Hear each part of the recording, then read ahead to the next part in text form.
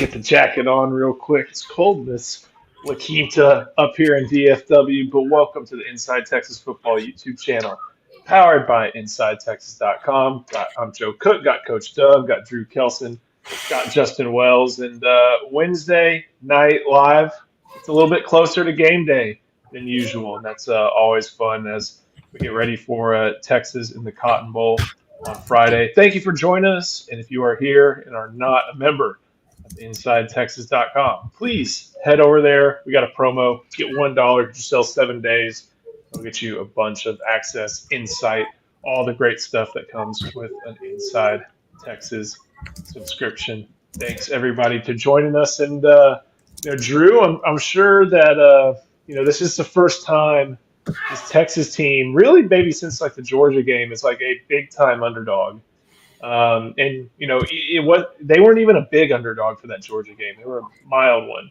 Now, the way as Texas Boy kind of brings it up, everybody's watched what Oregon and what Tennessee had to go through and think Texas is next.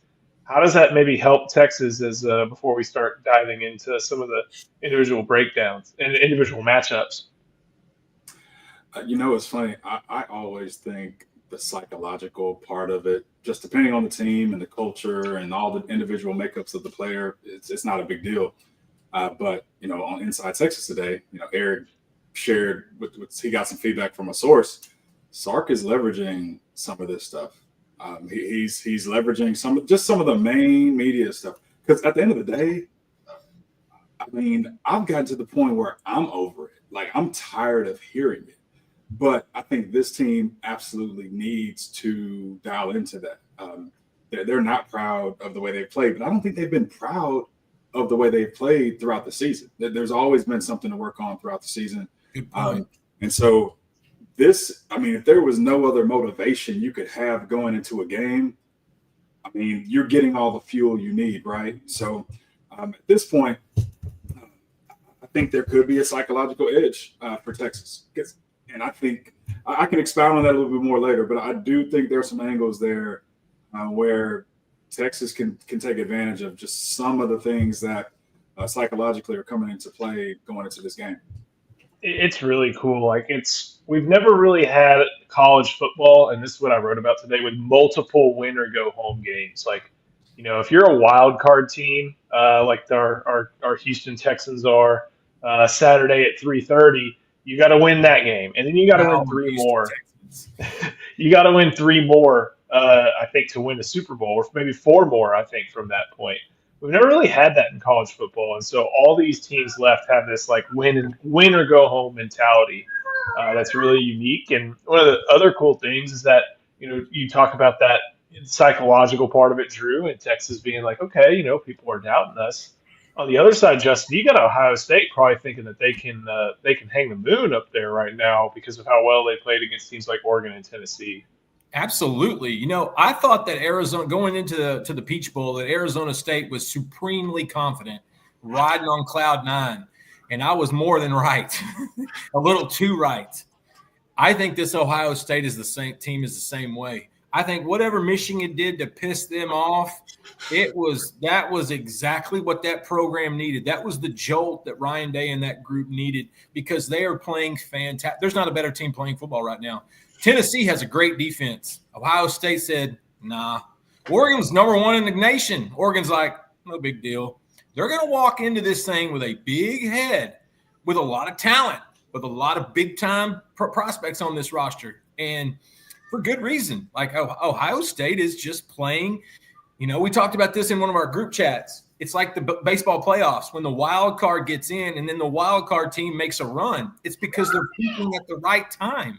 And I think that's what Ohio State's doing right now. If you want to peak, it's right now. For Texas, it's the easiest sales job in the world. Play a complete game. Yeah. Play a complete game. You've had an amazing 2024. So many things that we can look back, and we will on through the years, and say, hey, this was fun. This was cool. That was unique. This was new. You still haven't played a complete game. And if they save their best for last, they're definitely going to need it because I think they match up really well actually on paper with Ohio State. It's just the fact that the Buckeyes are clicking right now. And when a team is doing that, we saw what can happen in Atlanta last weekend. We saw that, hey, catch a little fire, catch a couple breaks, something gets sideways pretty quick. So Ohio State's going to come in with as much confidence as Arizona State did, if not a little bit more. And in Will Howard's mind, 5th time has to be the charm. Yeah. And Coach, you wrote over on Inside Texas, you gave a look at some of the key players. We know about the receivers. We know Jeremiah Smith and Emeka Egbuka, and even Carnell Tate are talented. We know that. Yeah, Brandon Those Ennis. all 5 stars. Yeah, Brian Hartline knows what he's doing up there. Credit to him on that one. You've got Travion Henderson. You've got Quinshawn Judkins. But Will Howard, as Justin mentioned, he's looking to finally beat Texas. And some of the things we had a chance to talk to some coordinators, Jahdae Barron, let's see who else, Anthony Hill, Quinn, there we go, Kyle Flood and Travian Wisner, and our guy Texas Homer. He was there. He was filming. We're going to have some stuff up on that on this channel probably later tonight or maybe even on tomorrow morning. But Coach, what has Will Howard maybe done to elevate his game, in your opinion, since losing to Texas in overtime last year as Kansas State's quarterback?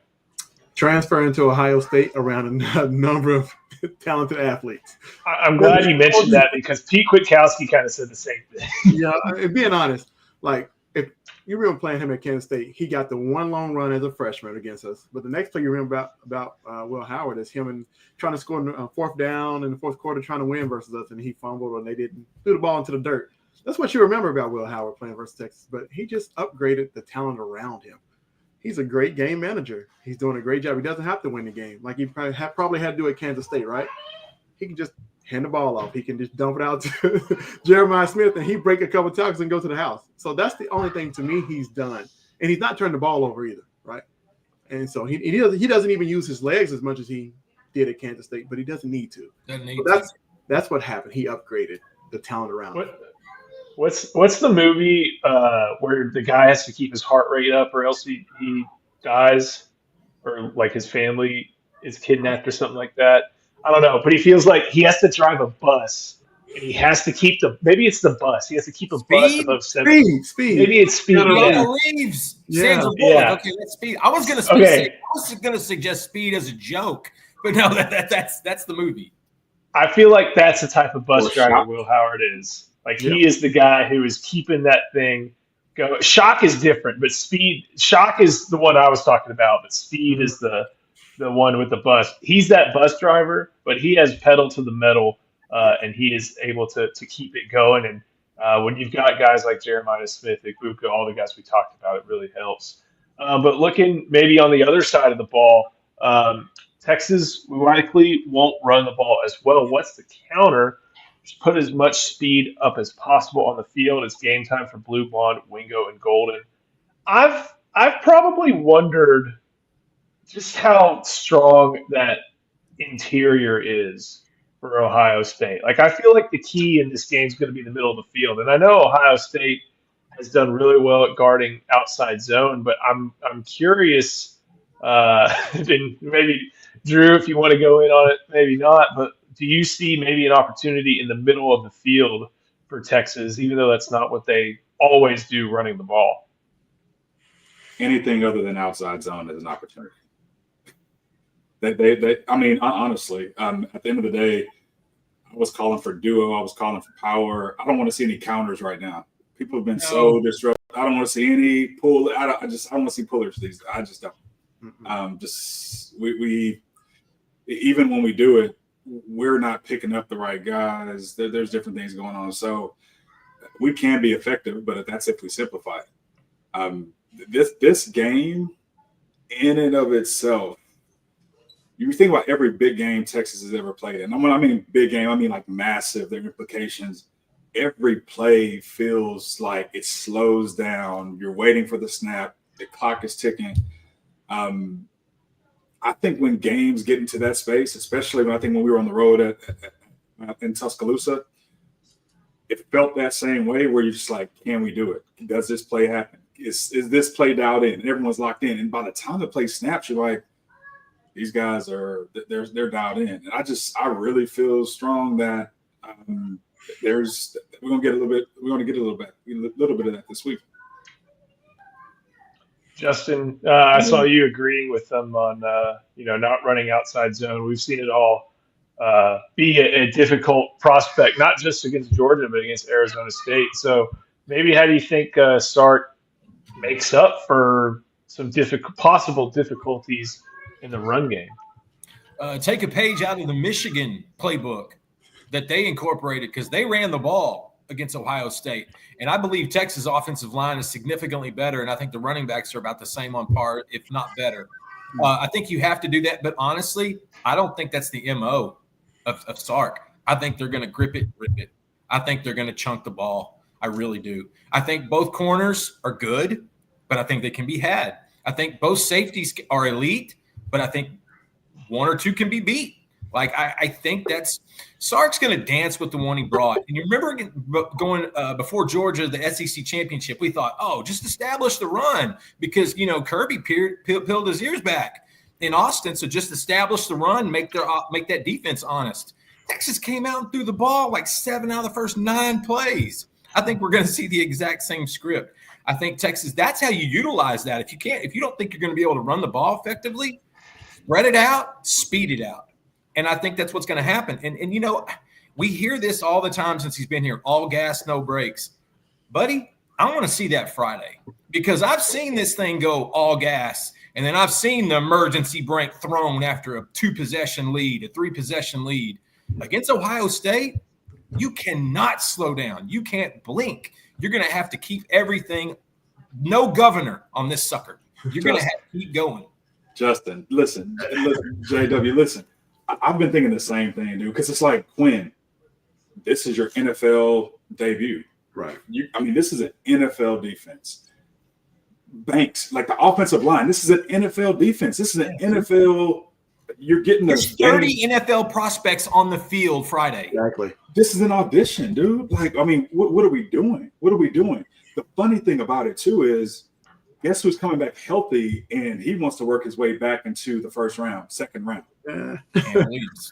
Isaiah Bond, Cam Williams. They're playing for money. Like, there's no upside for Ohio State on winning this game, individual players or anything else. They're playing currently for a championship. That is it. The NFL prospects are pretty fairly slotted, and they are what they are. Right. There's a lot of motivation beyond just this game with this Texas roster. And especially on the offensive side of the ball. And all I continue to think about is how many games, if you're going back and watching film, what percentage of games is Ohio State watching where Quinn is, yes, they can know what Texas does, but Quinn is not healthy. So if you're a player, you're psychologically looking, he's like, he looks weak. You're looking at the receivers, you're like, man, Isaiah Bond hadn't really played much when he played. You think you got it figured out. When he played against Florida, he wasn't anything.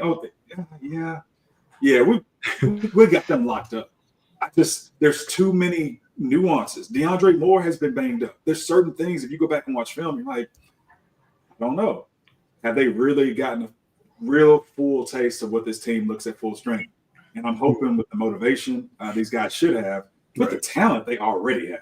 Like, they already are talented enough, but they got to go out there and play a clean game. Yeah. Quinn has to be able to just play his best game and one of his best games. And just to double down on that one real quick, Drew, I talked to a source. Let's triple down now, J-Dub. Sir? We're tripling now, J-Dub. Let's triple down there, brother. Hey, I talked to a source about 3 hours ago within the program, and they said the best possible scenario for this Texas team was to come in as an underdog. They have been the favorites for virtually every game for 2 years. Everything has been, you got to beat Texas. You got to beat Texas. Texas is going to be the prey now. And that mindset is different than what they've had before. And the approach is going to be different. There's been a different vibe in practice. They've got ESPN blasting on every television screen within the hallways on a loop talking about how badly Ohio State's going to throttle Texas, destroy Texas. I mean, this is really part of what it's about. You're not only playing for that NFL betterment in that check. You're not only playing for a national championship. There's some pride involved. Texas hasn't been an underdog before. And honestly, I think this is a good change for them. Do I still feel like Ohio State may have the advantage? A little bit. But Texas as an underdog, we have seen them before. And if they keep showing this stuff about how great and how much Ohio State's going to blow them out, buddy, that can only help the Horns in the long run. Yeah, just add on to that. It reminds you of the 05 season, right? Y'all didn't have a chance, Drew, to be USC. But to go back how to attack and do something outside the run game, get the ball on the perimeter. Who's somebody who's seen the 3-high defense every day in practice at UNLV because Barry Odom ran it? Attack the edges. Those corners have to hold up and tackle on the perimeter. But sometimes they're in space by themselves. Attack the edges. If you look at all season, the receivers have done a great job of yards after the catch. They don't go down the first time at the first contact. So we got perimeter screens. You get Isaiah Bond back, who's been great at those. Throw it outside. Make those corners really come up and tackle guys. That's what I would do. I would attack the corners. Stay away from the middle because it's clouded. Before we keep on going, got to show some love to our sponsor, and that is Laura Baker from LC, who I think is on his way to the Metroplex now. Hi, I want to tell you about Laura Baker. If you're looking for a new home in the 512 or even at this point, let's face it, 737 area code, there's only one number to call. That's Laura Baker at 512-784-0505. As a member of the elite Andy Allen team with Keller Williams, Laura has helped Longhorns find the home of their dreams in Central Texas. Just ask our resident sex symbol, Ian Boyd, who moved all the way from Michigan to Texas with Laura's help. Laura can help you find what you're looking for in the 512, the 737, or even parts of the 254 and the 210. Just, give her a call at 512-784-0505. Her email is in the description as well as the rest of her contact details. She's a friend. Give her a call.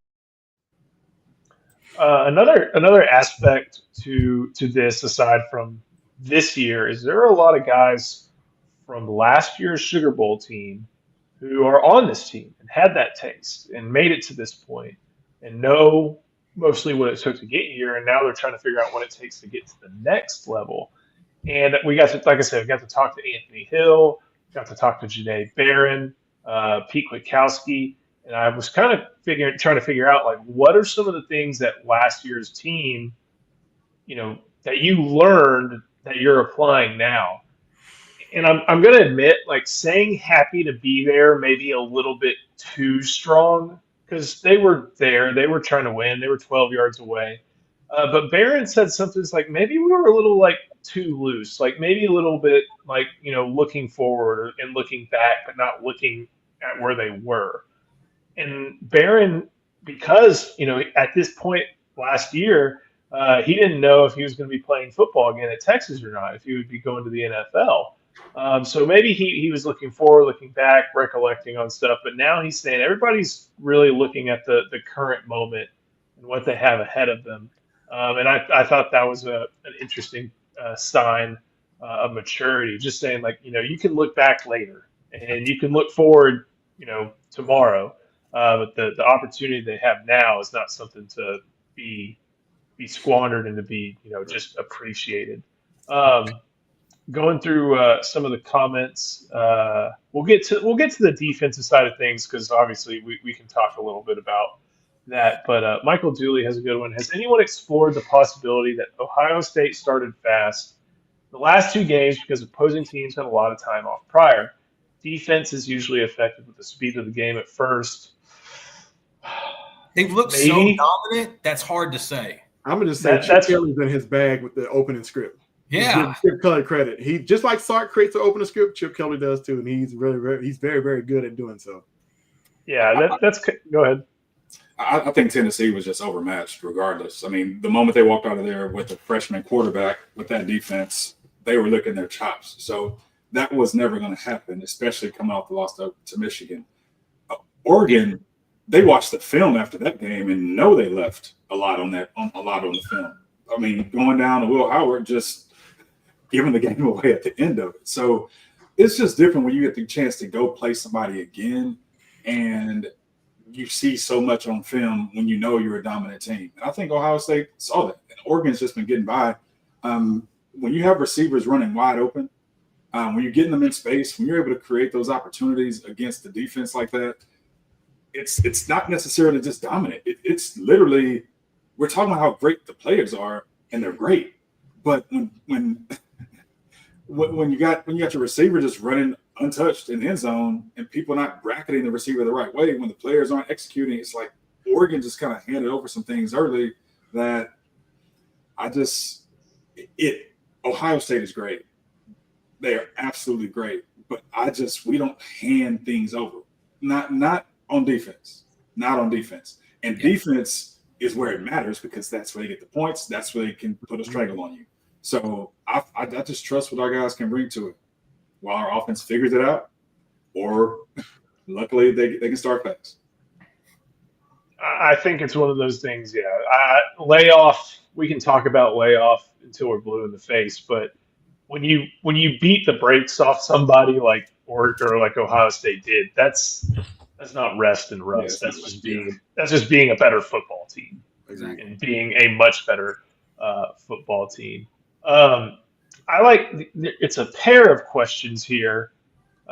One from Weston Carls: if you win the toss, do you take the ball or defer?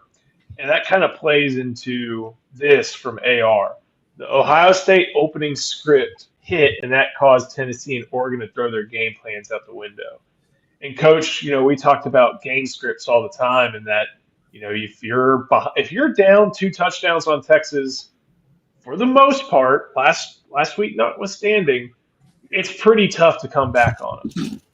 But if you're down 2 touchdowns to Ohio State, you're also in a pretty bad situation. So this seems to me, maybe like going back to Weston's question, you may want to get on offense. You may want to get as many possessions as you possibly can, as many cracks at the egg as you possibly can, to score as many points as you possibly can. I think about it a little different. I do too. Earlier saying go with the one that brought you, to dance with the one that brought you. I think the defense goes out there and get a 3 and out. You put a little doubt in their mind. They've been hot. They started out the game hot versus Tennessee and Oregon. You go out there and stop them on 3 and out. Then they got a little doubt in their mind. Okay, maybe this Texas team is for real. And you go out there and create a drive because Sark is going to have something prepared on his opening script. We go down and score. Now the pressure's on them. It's not on us anymore. So the defense has been good all year. Put them out there. See how much. If you trust them, put them out there. Get a stop on 3 and out. This is an old game from a long time ago. I saw Tennessee and Auburn when they had Cadillac Williams and Ronnie Brown. Tuberville went defense first, and he stopped Tennessee right away, right? And then he ran the ball down there and went 7-0. It's like, oh, man, this Tennessee team was hot. But he put doubt in their mind. You put the pressure on them. Now they got to go score, right? So I don't know. I'll go defense first. I'm a defensive person, but, yeah, I'll go with the defense. I'm team defer, no matter what. You have so many emotions going right before that kickoff. On offense, you have to be thinking. On defense, you have to be reacting. Let the defense get out there. Always start the game with your defense on the field. Let them go out there. Not a whole lot of thought process there. Let them fire off. And as bad as Texas has played in the third quarter, Sark loves having the ball to start the second half because no matter what's happening in the first half, if you're up, hey, let's stack on that lead. If you're down, hey, let's go down there and get a touchdown and let's get back in this game. You can always have a nice talking point in the halftime speech whenever you're get the ball in the second half, no matter what it is. I'm always team defer. That's just my style. See, I want offense first. And this is probably why. If our offense scores, we go up. We're putting pressure on them, and they get their first shot on offense against our great defense. That pressure is heavy. Mm-hmm. They have to move the ball, score on a long drive, and then, if they don't, our offense has confidence. We get to come back out there with confidence and see if we can do it again. The pressure's on them. If we take the ball first, even if we stop them, I don't want Chip Kelly going and having a whole drive to go coach them up and be like, hey, guys, this is what I saw. Boom, boom, boom, boom, boom. Then our offense goes out there, and even if we score, they have had a good sense of what we're doing, and they can come back. And it just starts a little bit faster than I want. I'd rather it go the other way. I want the ball first. I don't want to give Chip Kelly an early look at what we want to do so he can go have some time. And regardless of how we respond, he'll be in position to have a little data point to go right to it and give his team some confidence and build from there. I love this one from Brent, and I'm going to throw it to you, Justin, before I go turn the thermostat off in my room so the AC doesn't run. Two players from last year's team to add to Friday, and maybe I'll make it a little different. One on each side of the ball. So two players from the 2023 squad. So you can't pick both defensive tackles, but one on each side of the ball to add from the 2023 Longhorns just for this Friday. Hell, I was going to try to get credit for one player. I was just going to mention him twice. Jonathan Brooks on this team, they're different. This team's probably the number one seed, and they're definitely the SEC champion if Jonathan Brooks is on this roster. So that's the easy. I was just gonna split the difference and go Jonathan Brooks twice, times two. But if you want me to add a defensive guy, I mean, I think it's easy to mention Devondre Sweat or Byron Murphy. Like, I think that's super easy. Give me some Jalen Ford. Give me a guy that really worked his way, became so damn authentic and reliable, and he's making his play for the Saints right now. Jonathan Brooks was the first one and the second one that popped in my head, but with a defender, I think it's too easy on the interior. It's obviously, you could say Devondre and Byron, obviously. But for me, man, give me a little bit of Jalen Ford. I love what he did last 2 years. Good. Who wants it? Jonathan Brooks is my favorite player. Like, and even before last year, Grant Pinkerton and I used to talk about this a bit. Just like, why it's taking so long to touch the field? I wish we could have gotten back. But either way, Jonathan Brooks, one of my favorite backs. And I mean, Byron Murphy's a dog, but I got to take Jalen Ford with you, Jay. I can't. I'd love to have two guys that, especially with Anthony Hill having a second year of just like it just so to line those two up, I would definitely take. But I'm seeing in the comments a lot of people are like, "Hey, give me X, give us somebody, get some offense going." I mean, I can't disagree with that either. So I would go, if you're adding people from last year's team, I would go ahead and take A.D. Mitchell, because you can have him at that whatever short side spot and still have Bond kind of playing that worthy position. So I'd go A.D. Mitchell. I think that would kind of spread things out a little bit more. It would help the deep game. It would definitely help the deep game a little bit more. That's an adjustment in the air waiting to happen, Mr. Mitchell. And then defense, I saw someone say Ryan Watts, and I thought about that, but I think that may be getting too cute.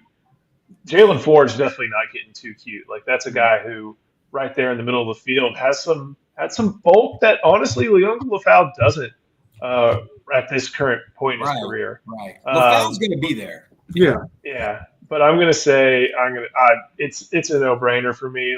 Let me get some Devondre Sweat. That guy's going to be tough. That guy's going to be real hard to block against that is a retooled offensive line that Ohio State's walking out there right now. They're missing their starting center. Yes. They have Donovan Jackson around. Looks like he's going to be playing tackle, which we all thought he has the feet to, but maybe not the NFL size. But I thought he was a tackle already. I think he's been playing guard, kind of like how Kenyon Green ended up a guard. Good comp. But it's, that have a guy like that to attack a retooled offensive line is my pick. But there's a lot of different opportunities. Before we keep going, we got a couple more great questions I see. Got to show some love to our other sponsor, and that is Prize Picks. I was just checking right before we went on this video if some of my season-long stuff has hit. You can, if you go to Prize Picks and you get 4 or 5, if you get it on a flex play, I believe you can still get some. You can still turn that into a winning square. So Prize Picks is really flexible. There were NBA squares, NBA second half. You can bet, or it's not bet. You can create squares for just about anything on Prize Picks. NFL playoffs coming up. NFL playoffs are coming up. Heck, there's even esports, and I'm not sure how that works, but if you're into it, you can do that too. So head to Prize Picks.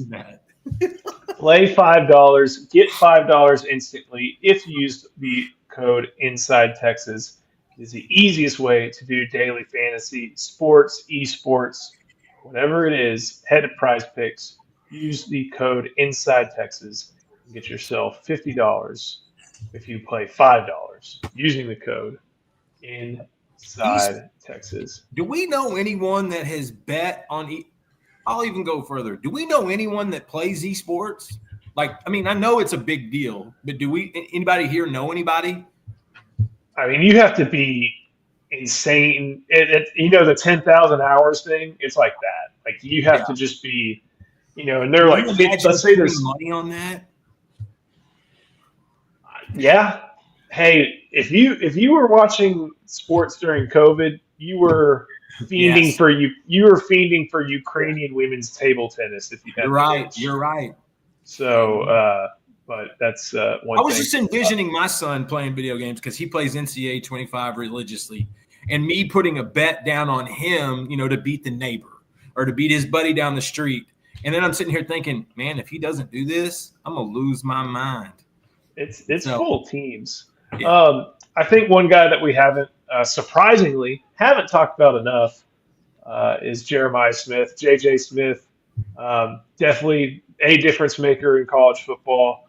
And coach, do you leave Barron on an island? Yeah, I think Pete Kwiatkowski's thinking the same thing you are. No, I'm not going to leave him on the island all game. I'll give him his opportunity to be on the island throughout the game, but not all game. So let me clarify. Yeah. Drew, you were about to jump out the screen at that one. Well, listen, I mean, this isn't Peyton Manning at quarterback, people. Like, right. If Barron is an obvious passing down, and there's only so many, he's an experienced cover guy. Like the most. Yes. When you look at Jeremiah Smith making plays, sometimes he's wide open. Sometimes it's on a reverse. Sometimes it's just like, look at how the plays are made. Is he talented? Yes. Can he catch well? Yes. Can he go? Absolutely. Barron is going to be in position on 95% of the plays. Like, that is enough to keep a Will Howard from making the throw or being in a position to break up an imperfect pass. Right. That goes a long way. The talent is undeniable, but Will Howard's going to have to show me against our defense. Okay. I think that's like the last thing not last thing, but phrase it right. That's the last thing everybody's waiting to see is if the game comes down to it and you've got Jahdae Barron, the Thorpe Award winner, on Jeremiah Smith, and you've got, the Alfred Collins and Vernon Broughton making things tough for Travion Henderson and Quinshaw Judkins.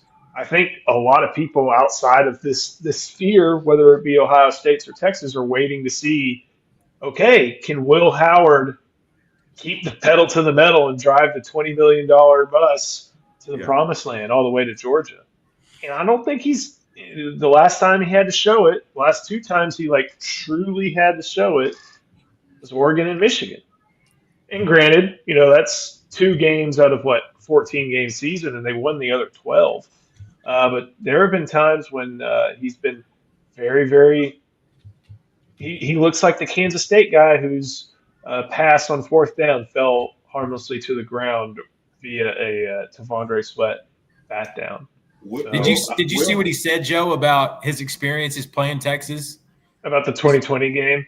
No, not specifically to 2020. He just said every time they played at Kansas State, it was close. It was close. So I went and looked up at the score. I tried to look up the box scores. Nah, bro. Nope. That was the 2020 game. Yeah, 69-31 isn't close. But to his credit, I mean, what was it? What were the other ones? It'd be 2018. He wasn't there. Thank you, Deshaun Jameson, for the touchdown. 2019, Sam Ehlinger ran over him. The dude at the goal line. Yeah. No, that was 2017. That was an overtime win in 2017. 2019 was one of those oh, dang it, we won type games from Texas. Okay. That they had to come back. 2020, 69-31. Yeah. It was 2021. Will Howard had that touchdown run, but Texas ended up stopping him late. 2022, Will Howard. I know way too much about Will Howard's career. This I could be using this part of my brain for really, really important things, but I know that Will Howard didn't start for Kansas State in 2022, and then 2023 the overtime game. So 2023 was a good game, and he played really well in the second half. It just took him a little while. it did take a while. Weston Carls, y'all are entertaining as hell. Thanks for a great season of Longhorn football coverage. Carry on. Thank you for watching, supporting. Thanks everybody for watching and supporting. It means a lot. This makes it a lot of fun. I think maybe one of the last things, unless anybody saw another topic or has another topic that they want to go on about. This is really interesting for me, and I'm very, very stubborn on this one. And, is it time for Sark to get his own Chip Kelly? Uh-oh. Here's the We're going to thing. do a few shows on this. We could do a few shows on this. And Ask me Saturday morning. oh, come on. I'm out there saying, no way. You hire Steve Sarkisian because of what he can do on the headsets in game. Yeah. But I'm curious what y'all might think about this one. I trust even at its worst. Like on Inside Texas today, I was just Paul. I think I was responding to Paul wrote up on Ohio State's defense, and we could talk about the players all day, but this is a Sark game. We can talk about Quinn. We can talk about the offensive line. We can talk about all these different things, but this is a Sark. This is a Steve Sarkisian game, and I think it's one of those games we kind of know what we've gotten from the team this year. We've gotten some pre-snap penalties. We've got some tip balls for turnovers. We've gotten, we haven't been consistent in certain ways. And I think it's going to be very clear to separate in this game. Is Sark calling the game well versus are the players executing? Because we kind of know if the players aren't executing, we can't blame Sark at this point in the season. Correct. Everything on the line. I'm not getting mad at Sark if somebody's having a pre-snap penalty. Sark has been saying all the right things. That team has been coached through all these things. I don't want to hear it at this point. It's on players at this point. Now, is it Sark's responsibility in the offseason to do what's necessary to make sure we start fast in the third quarter and all these other things and that we avoid those things? Absolutely. But at this point, with everything on the line, it's going to be clear to me, is Sark calling the game well enough or is Sark calling this play well enough versus our players executing? Because that's going to be the difference. And Sark can make this happen. Sark can make this happen. But I think if he does, we know with all the hype, we can't move the goalpost after the fact. This is a great defense. This is a great team. We can't say Ohio State's overrated. No. They're the favorite today to win the national championship. This is a huge game for Sark, a huge game for Quinn as his, OG QB, Texas, right? This is huge. This says a lot about the peak of the development he's been able to build, and so, no excuses from a player's perspective. There's a full circle thing going on here with Quinn Ewers, in my opinion. Ohio State, where he started, AT&T Stadium, the place of his last high school game. Yeah. Born and raised, for the most part, outside of Dallas, Texas. I think this is a full circle moment for Ewers.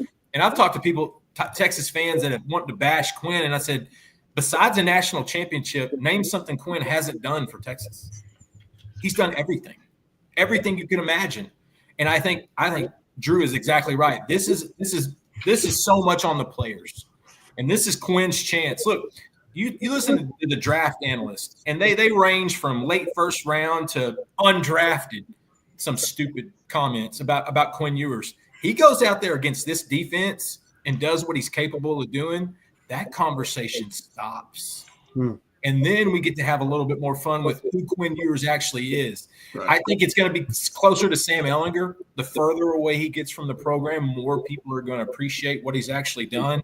But for Quinn, this is a full circle moment. You're back home, you've been in this stadium before, you've taken it on the chin, and you're going against a guy that you used to room with in Jack Sawyer. This is Quinn's moment. This is the manifestation of the 7 years we did covering his recruitment and his time in Austin. I'm gonna add this. I've seen 3 defensive coordinators face Sark to actually give him a deer in the headlight look. It's Barry Odom, the one he's getting ready to go against, and Mr. Knowles, and Kirby Smart, who's not really the DC, but that's the only one. That's the only 3 defensive coordinators that gave him that look. Like, he didn't know what to call. But then guess what? DeAndre Moore makes a play on the RPO and goes and scores. It's like, okay, so players got to make plays. That's just what has to happen because the coach doesn't have all the answers all the time. Somebody just has to step up and make a play.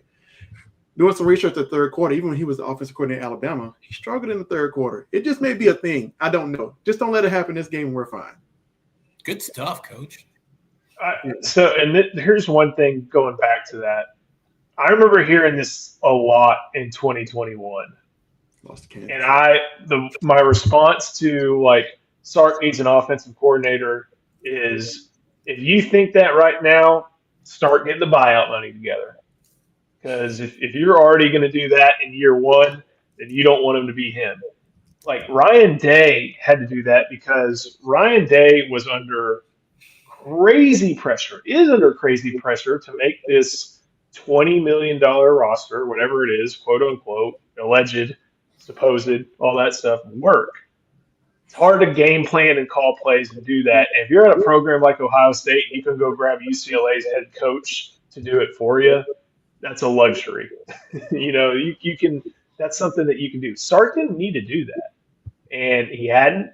He's left Pete Kwiatkowski, I don't want to say to his own devices because Sark's the head coach, but Pete Kwiatkowski was left to his own devices to a certain extent, and now he's got the defense right there behind Ohio State. The identity of this program, Joe, is that defense.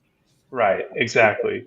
So I think if we see Sarkisian decline in his quality as a play caller somehow, we can have that conversation. But I don't think Sark needs another Chip Kelly because, what do you want to do? Look at what game? Spider-Man meme where the 2 Spider-Men are pointing at each other. Yeah. Also look what game we're about to talk about. Yeah, don't waste your money on that. Put that money towards that 2026 wide receiver out in modern day. That's how you fix that. Yeah. Look what game we're talking about. And I'm not trying to say that as a condescending thing, but we're talking we're talking about a college football playoff semifinal because of Steve Sarkisian, head coach, and Steve Sarkisian. Oh yeah, we are good. I think we do have a good team. Yeah, I guess we're all right. Yeah. You can stop and smell the roses when you win 12 games every now and then. So. Yeah, you can stop and in the roses in Dallas, that means oil and gas and terrible traffic. Oh man. Gentlemen, anything else, or are y'all ready to have another? I'm ready for kickoff. Yeah, exactly. Game time, man. It's time to get going. It's time to fight. I'm so ready for it. My last comment. We can't let Will Howard beat us. Oh God. Nah. The only reason why this has nothing to do with this isn't. I don't want to set the stuff. I don't want to set the precedent that we have to spend money the way Ohio State did for this. Will Howard is the only proof that Ohio State has a salary cap. Everywhere else, they're eating. There was only one team that spent more money in the offseason than Ohio State. That was Tennessee. The team they beat. Oh. That was a $22 million roster. Drew's right. I don't want to set the precedent that this is the way to do it. That's my biggest fear in all of this, man. I hate it. And yeah, can Texas pony up and everybody else pony up? Sure, but I just don't want to set that precedent. Will Howard's the only proof that, because if they could have done more, he's the only proof there's a salary cap. Yeah. There you go. So anyway, we got to go find a way on this one. I'm with that one. So appreciate everybody watching. Again, if you're tuning in and have not been over to Inside Texas, make sure you do that. You can join right now for $1. That will get you 1 week of access. Of course, thank you to our sponsors, Laura Baker, Prize Picks. Thank you for watching. Gentlemen, thank y'all. We'll see you next time. We'll be back tomorrow morning. The Inside Texas Football YouTube channel powered by InsideTexas.com.